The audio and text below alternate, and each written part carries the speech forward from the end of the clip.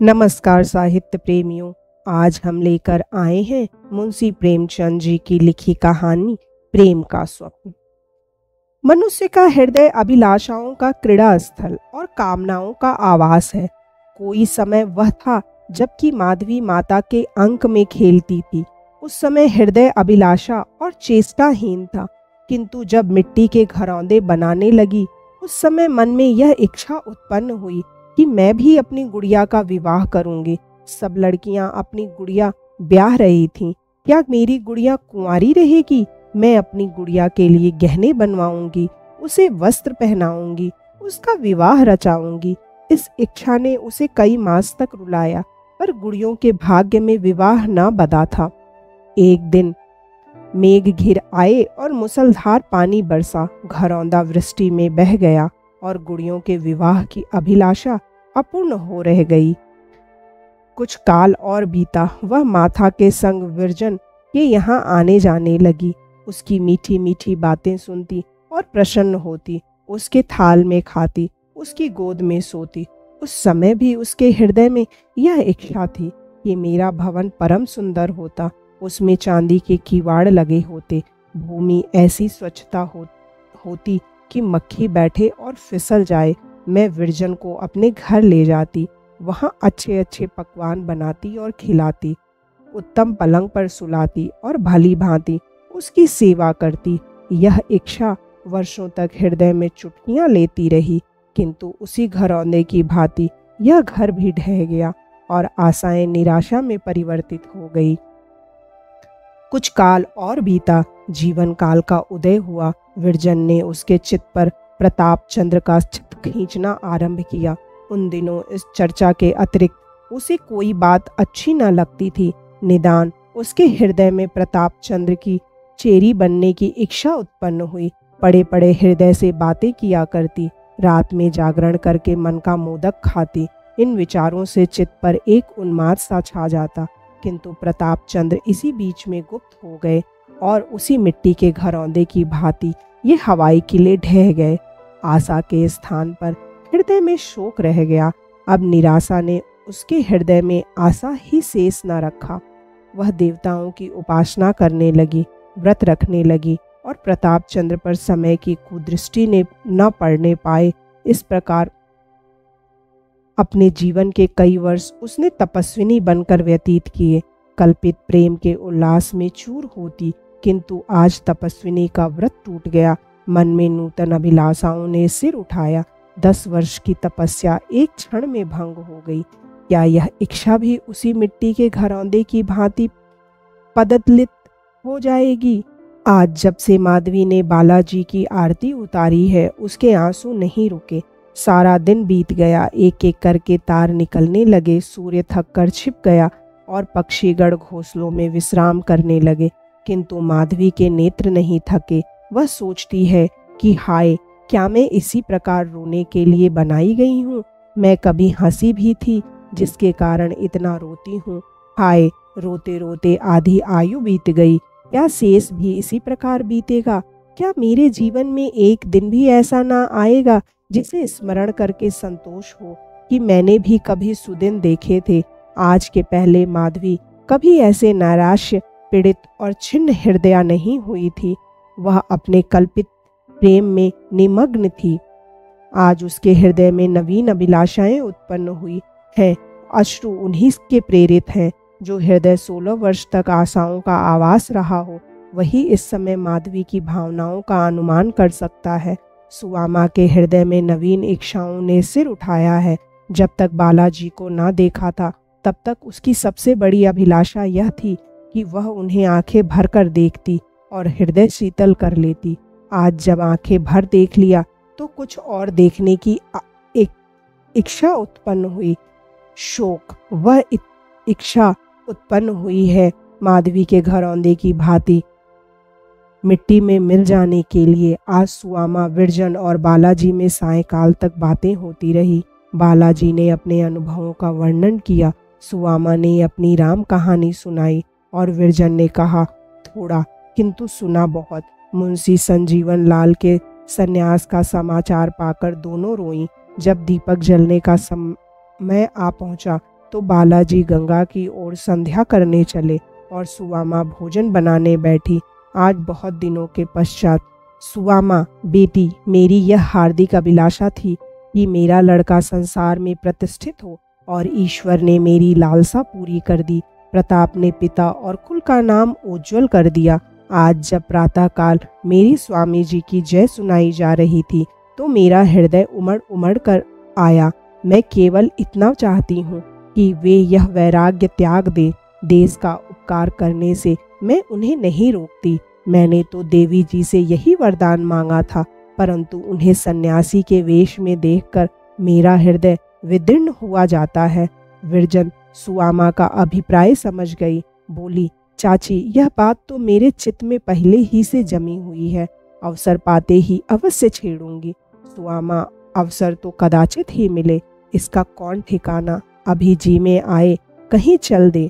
सुनती हूँ सोटा हाथ में लिए अकेले वनों में घूमते हैं। मुझसे अब बेचारी माधवी की दशा नहीं देखी जाती। उसे देखती हूँ तो जैसे कोई मेरे हृदय को मसोचने लगता है। मैंने बहुतेरे स्त्रियां देखी और अनेक का वृतांत पुस्तकों में पढ़ा, किंतु ऐसा प्रेम कहीं नहीं देखा।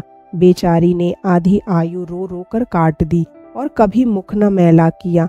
मैंने कभी उसे रोते नहीं देखा, परंतु रोने वाले नेत्र और हंसने वाले मुख छिपे नहीं रहते। मुझे ऐसी ही पुत्रवधू की लालसा थी, सो भी ईश्वर ने पूर्ण कर दी। तुमसे सत्य कहती हूँ, मैं उसे पुत्रवधू समझती हूँ। आज से नहीं, वर्षों से। व्रजरानी आज उसे सारे दिन रोते ही बीता, बहुत उदास दिखाई देती है। सुवामा, तो आज ही इसकी चर्चा छेड़ो। ऐसा ना हो कि कल किसी और प्रस्थान कर दे तो फिर एक युग प्रतीक्षा करनी पड़े। व्रजरानी सोचकर, चर्चा करने को तो मैं करूं, किंतु माधवी स्वयं जिस उत्तमता के साथ यह कार्य कर सकती है, कोई दूसरा नहीं कर सकता।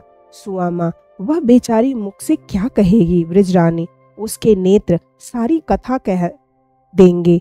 सुवामा, लल्लू अपने मन में क्या कहेंगे। व्रजरानी, कहेंगे क्या, यह तुम्हारा भ्रम है। जो तुम उसे कुंवारी समझ रही हो, वह प्रताप चंद्र की पत्नी बन चुकी। ईश्वर के यहाँ उसका विवाह उनसे हो चुका। यदि ऐसा ना होता तो क्या जगत में पुरुष न थे। माधवी जैसी स्त्री को कौन नेत्रों में ना स्थान देगा। उसने अपना आधा यौवन व्यर्थ रो रो कर बिताया है। उसने आज तक ध्यान में भी किसी अन्य पुरुष को स्थान नहीं दिया। 12 वर्ष से तपस्विनी का जीवन व्यतीत कर रही है। वह पलंग पर नहीं सोई, कोई रंगीन वस्त्र नहीं पहना, केस तक नहीं गुथाए।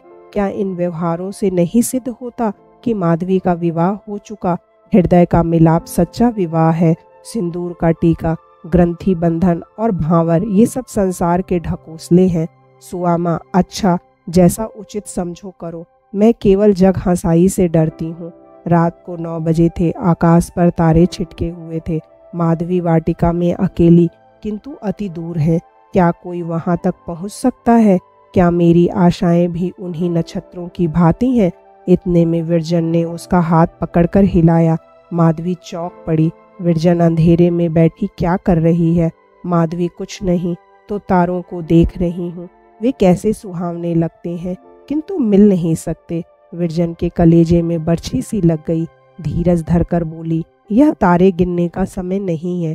जिस अतिथि के लिए आज भोर से ही फूली नहीं समाती थी, क्या इसी प्रकार उसकी अतिथि सेवा करेगी। माधवी, मैं ऐसे अतिथि सेवा के योग्य कब हूँ। विरजन, अच्छा, यहाँ से उठो तो मैं अतिथि सेवा की रीति बताऊं। दोनों भीतर आए। सुवामा भोजन बना चुकी थी। बालाजी को माता के हाथ की रसोई बहुत दिनों में प्राप्त हुई। उन्होंने बड़े प्रेम से भोजन किया। सुवामा खिलाती जाती थी और रोती जाती थी। बालाजी खा पीकर लेटे तो विरजन ने माधवी से कहा, अब यहाँ कोने में मुंह बांधकर क्यों बैठी हो।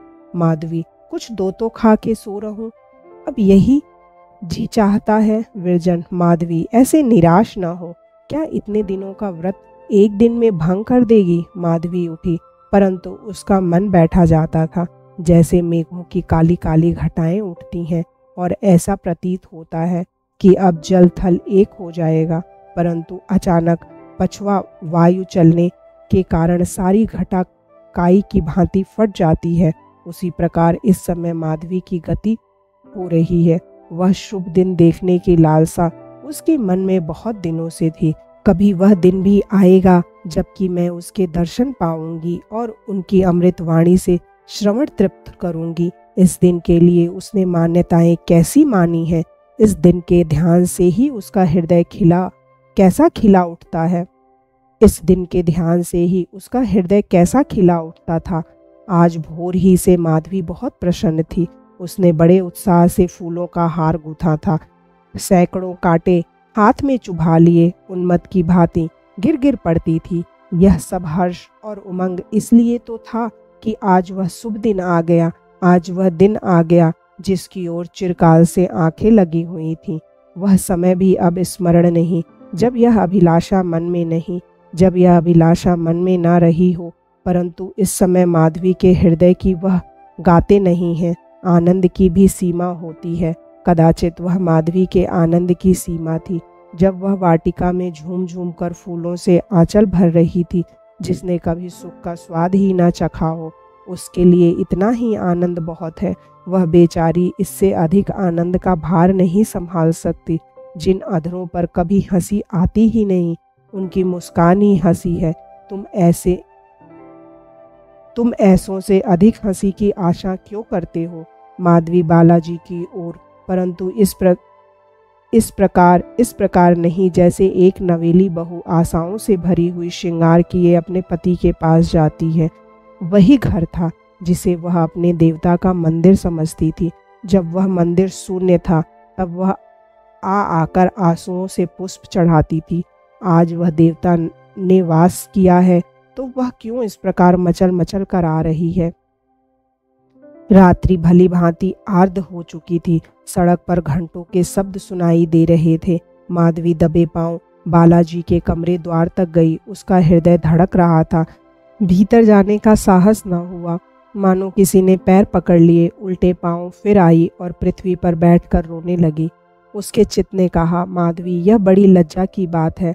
बालाजी की चेरी सही माना कि तुझे उनसे प्रेम है, किंतु तू उसकी स्त्री नहीं है। तुझे इस समय उनके गृह में रहना उचित नहीं है। तेरा प्रेम तुझे उनकी पत्नी नहीं बना सकता। प्रेम और वस्तु है और सुहाग और वस्तु है। प्रेम चित्त की प्रवृत्ति है और ब्याह एक पवित्र धर्म है। तब माधवी को एक विवाह का स्मरण हो आया। वर ने भारी सभा से पत्नी की बाँह पकड़ी थी और कहा था कि इस स्त्री को मैं अपने गृह की स्वामिनी और अपने मन की देवी समझता रहूंगा। इस सभा के लोग, आकाश, अग्नि और देवता इसके साक्षी रहे। हाँ, ये कैसे शुभ शब्द हैं। मुझे कभी ऐसे शब्द सुनने का मौका प्राप्त न हुआ। मैं न अग्नि को अपना साक्षी बना सकती हूँ, न देवताओं को और न आकाश ही को, परंतु है अग्नि, है आकाश के तारों और हे देवलोक वासियों, तुम साक्षी रहना कि माधवी ने बालाजी की पवित्र मूर्ति को हृदय में स्थान दिया, किंतु किसी निकृष्ट विचार को हृदय में न आने दिया। यदि मैंने घर के भीतर पैर रखा हो तो हे अग्नि, तुम मुझे अभी जलाकर भस्म कर दो। हे आकाश, यदि तुमने अपने अनेक नेत्रों से मुझे गृह में जाते देखा तो इसी क्षण मेरे ऊपर इंद्र का वज्र गिरा दो। माधवी कुछ काल तक इसी विचार में मग्न बैठी रही। अचानक उसके कान में भक भक की ध्वनि आई। उसने चौंक कर देखा तो बालाजी का कमरा अधिक प्रकाशित हो गया था और प्रकाश खिड़कियों से बाहर निकलकर आंगन में फैल रहा था। माधवी के पांव तले से मिट्टी निकल गई। ध्यान आया कि मेज पर लैंप भभक उठा। वायु की भांति वह बालाजी के कमरे में घुसी। देखा तो लैंप फटक पृथ्वी पर गिर पड़ा है। भूतल के बिछावन में तेल फैल जाने के कारण आग लग गई है। दूसरे किनारे पर बालाजी सुख से सो रहे थे। अभी तक उनकी निद्रा न खुली थी। उन्होंने कालीन समेटकर एक कोने में रख दिया था। विद्युत की भांति लपक कर माधवी ने वह कालीन उठा लिया और भभकती हुई ज्वाला के ऊपर गिरा दिया। धमाके का शब्द हुआ तो बालाजी ने चौंक कर आंखें खोली। घर में धुआं भरा था और चतुर्दिक तेल की दुर्गंध फैली हुई थी। इसका कारण वह समझ गए। बोले, कुशल हुआ, नहीं तो कमरे में आग लग गई थी। माधवी, जी हाँ, यह लैंप गिर पड़ा था। बालाजी, तुम बड़े अवसर से आ पहुंची। माधवी, मैं यहीं बाहर बैठी हुई थी। बालाजी, तुमको बड़ा कष्ट हुआ, अब जाकर शयन करो, रात बहुत हो गई है। माधवी, चली जाऊंगी, शयन तो नित्य ही करना है, यह अवसर ना जाने फिर कब आए। माधवी की बातों से अपूर्व करुणा भरी थी। बालाजी ने उसकी ओर ध्यानपूर्वक देखा। जब उन्होंने पहले माधवी को देखा था उस समय वह एक खिलती हुई कली थी और आज वह एक मुरझाया हुआ पुष्प है। न मुख पर सौंदर्य था, न नेत्रों में आनंद की झलक, न मांग में सुहाग का संचार था, न माथे पर सिंदूर का टीका, शरीर में आभूषणों का चिन्ह भी न था। बालाजी ने अनुमान से जाना कि विधाता से जान की विधाता ने ठीक तरुणावस्था में इस दुखिया का सुहाग हरण किया है। परम उदास होकर बोले, क्यों माधवी, तुम्हारा तो विवाह हो गया है ना? माधवी के कलेजे में कटारी चुभ गई, सजल नेत्र होकर बोली, हाँ, हो गया है। बालाजी, और तुम्हारा पति? माधवी, उन्हें मेरी कुछ सूध ही नहीं, उनका विवाह मुझसे नहीं हुआ। बालाजी विस्मित होकर बोले, तुम्हारा पति करता क्या है? माधवी, देश की सेवा। बालाजी की आंखों के सामने एक पर्दा सा हट गया। वे माधवी का मनोरथ जान गए और बोले, माधवी, इस विवाह को कितने दिन हुए? बालाजी के नेत्र सजल हो गए और मुख पर जातीयता के मद का उन्माद सा छा गया। भारत माता, आज इस पतितावस्था में भी तुम्हारे अंक में ऐसी ऐसी देवियां खेल रही हैं जो एक भावना पर अपने यौवन और जीवन की आशाएं समर्पण कर सकती हैं। बोलो, ऐसे पति को तुम त्याग क्यों नहीं देती? माधवी ने बालाजी की ओर अभिमान से देखा और कहा, स्वामी जी, आप अपने मुख से ऐसे कहें? मैं आर्य बाला हूँ। मैंने गांधारी और सावित्री के कुल में जन्म लिया है। जिसे एक बार मन में अपना पति मान चुकी, उसे नहीं त्याग सकती। यदि मेरी आयु इसी प्रकार रोते रोते कट जाए तो भी अपने पति की ओर से मुझे कुछ भी खेद न होगा। जब तक मेरे शरीर में प्राण रहेगा मैं ईश्वर से उनका हित चाहती रहूंगी। मेरे लिए यही क्या कम है जो ऐसे महात्मा के प्रेम ने मेरे हृदय में निवास किया है। मैं इसी को अपना सौभाग्य समझती हूँ। मैंने एक बार अपने स्वामी को दूर से देखा था। वह चित्र एक क्षण के लिए भी आंखों से नहीं उतरा। जब कभी मैं बीमार हुई तो उसी चित्र ने मेरी शुश्रूषा की है। जब कभी मैंने वियोग के आंसू बहाए हैं तो उसी चित्र ने मुझे सांत्वना दी है। उस चित्र वाले पति को मैं कैसे त्याग दूं? मैं उसकी हूँ और सदैव उसी की रहूंगी। मेरा हृदय और मेरे प्राण सब उनकी भेंट हो चुके हैं। यदि वे कहें तो आज मैं अग्नि के अंक में ऐसे हर्ष पूर्वक बैठूं जैसे फूलों की सैया पर। यदि मेरे प्राण उनके किसी काम आए तो मैं उसे ऐसी प्रसन्नता से दे दूं जैसे कोई उपासक अपने इष्ट देव को फूल चढ़ाता हो। माधवी का मुखमंडल प्रेम ज्योति से अरुणा हो रहा था। बालाजी ने सब कुछ सुना और चुप हो गए। सोचने लगे, यह स्त्री है जिसने केवल मेरे ध्यान पर अपना जीवन समर्पण कर दिया है। इस विचार से बालाजी के नेत्र अश्रुपूर्ण हो गए। जिस प्रेम ने एक स्त्री का जीवन जलाकर भस्म कर दिया हो, उसके लिए एक मनुष्य के धैर्य को जला डालना कोई बात नहीं। प्रेम के सामने धैर्य कोई वस्तु नहीं है। वह बोले, माधवी, तुम जैसी देवियां भारत की गौरव है। मैं बड़ा भाग्यवान हूँ कि तुम्हारे प्रेम जैसी अनमोल वस्तु इस प्रकार मेरे हाथ आ रही है। यदि तुमने मेरे लिए योगिनी बनना स्वीकार किया है तो मैं भी तुम्हारे लिए इस संन्यास और वैराग्य का त्याग कर सकता हूँ। जिसके लिए तुमने अपने को मिटा दिया है वह तुम्हारे लिए बड़ा से बड़ा बलिदान करने से भी नहीं हिचकिचाएगा। माधवी इसके लिए पहले ही से प्रस्तुत थी। तुरंत बोली, स्वामी जी, मैं परम अबला और बुद्धिहीन स्त्री हूँ, परंतु मैं आपको विश्वास दिलाती हूँ कि निज विलास का ध्यान आज तक एक पल के लिए भी मेरे मन में नहीं आया। यदि आपने यह विचार किया कि मेरे प्रेम का उद्देश्य केवल यह है कि आपके चरणों में सांसारिक बंधनों की बेड़ियां डाल दूं, तो हाथ जोड़कर आपने इसका तत्व नहीं समझा। मेरे प्रेम का उद्देश्य वही था जो आज मुझे प्राप्त हो गया। आज का दिन मेरे जीवन का सबसे शुभ दिन है। आज मैं अपने प्राणनाथ के सम्मुख खड़ी हूँ और अपने कानों से उनकी अमृतमयी वाणी सुन रही हूँ। स्वामी जी, मुझे आशा न थी कि इस जीवन में मुझे यह दिन देखने का सौभाग्य होगा, यदि मेरे पास संसार का राज्य होता तो मैं इसी आनंद से उसे अपने चरणों में समर्पण कर देती। मैं हाथ जोड़कर आपसे प्रार्थना करती हूँ कि मुझे अब इन चरणों से अलग ना कीजिएगा। मैं संन्यास ले लूँगी और आपके संग रहूँगी, वैरागिनी बनूंगी, भभूति रमाऊंगी, परंतु आपका संग न छोड़ूंगी। प्राणनाथ, मैंने बहुत दुख सहे हैं, अब यह जलन नहीं सही जाती। यह कहते कहते माधवी का कंठ रुंध गया और आंखों से प्रेम की धारा बहने लगी। उससे वहां ना बैठा गया, उठकर प्रणाम किया और विरजन के पास जाकर बैठ गई। व्रजरानी ने उसे गले लगा लिया और पूछा, क्या बातचीत हुई? माधवी, जो तुम चाहती थी। व्रजरानी, सच क्या बोले? माधवी, यह ना बताऊंगी। व्रजरानी को मानो पड़ा हुआ धन मिल गया। बोली, ईश्वर ने बहुत दिनों में मेरा मनोरथ पूरा किया, मैं अपने यहाँ से विवाह करूंगी। माधवी नैराश्य भाव से मुस्कुराई। विरजन ने कंपित स्वर से कहा, हमको भूल तो न जाएगी? उसकी आंखों में आंसू बहने लगे। फिर वह स्वर संभाल कर बोली, हमसे तू बिछुड़ जाएगी। माधवी, मैं तुम्हें छोड़कर कहीं ना जाऊंगी। विरजन, चल बातें न बना। माधवी, देख लेना। विरजन, देखा है, जोड़ा कैसे पहनेगी? माधवी, उज्जवल जैसे बगुले का पर। विरजन, सुहाग का जोड़ा केसरिया रंग का होता है। माधवी, मेरा श्वेत रहेगा। विरजन, तुझे चंद्रहार बहुत भाता है, मैं अपना दे दूंगी। माधवी, हार के स्थान पर कंठी दे देना। विरजन, कैसी बातें कर रही है? माधवी, अपने श्रृंगार की। विरजन, तेरी बातें समझ में नहीं आती। तू इस समय इतनी उदास क्यों है? तूने इस रत्न के लिए कैसी कैसी तपस्याएं की, कैसा कैसा योग साधा, कैसे कैसे व्रत किए, और तुझे जब वह रत्न मिल गया तो हर्षित नहीं देख पड़ती? माधवी, तुम विवाह की बातचीत करती हो, इससे मुझे दुख होता है। विरजन, यह तो प्रसन्न होने की बात है। माधवी, बहन, मेरे भाग्य में प्रसन्नता लिखी ही नहीं। जो पक्षी बादलों में घोंसला बनाना चाहते हैं वह सर्वदा डालियों पर रहता है। मैंने निर्णय कर लिया है कि जीवन की यह शेष समय इसी प्रकार प्रेम का सपना देखने में काट दूंगी।